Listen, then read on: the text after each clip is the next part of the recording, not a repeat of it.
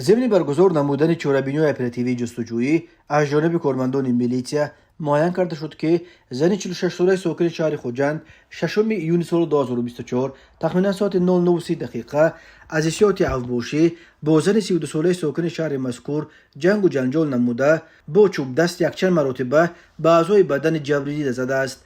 در نتیجه نام برده جراحت‌های جسمانی برداشته است. نسبت گمان برشونده پرونده جنایتی با ماده 237 کودکس جنایتی جمهوری تاجیکستان آغاز کرده شده تفتیشات ادامه دارد. صبح 26 ایون سال 2024 تخمین ساعت 05:00 دقیقه راننده افت-ماشین تمغه نکسیا قربانزاده اکبرجان سفرعلی سال تولدش 1994 ساکن شهر وحدت هنگام حرکت از سمت دیهه بوستون به سمت مرکز شهر وحدت از روده اداره واسطه نقلیات نو آمده از راه اساسی به کنار چپ رو برآمده از بلندی افت-ماشین را به پایان چپ نموده است. در نتیجه راننده افت-ماشین مذکور قربانزاده جراحت‌های وزنی جسمانی برداشته در جای حادثه به هلاکت رسیده است.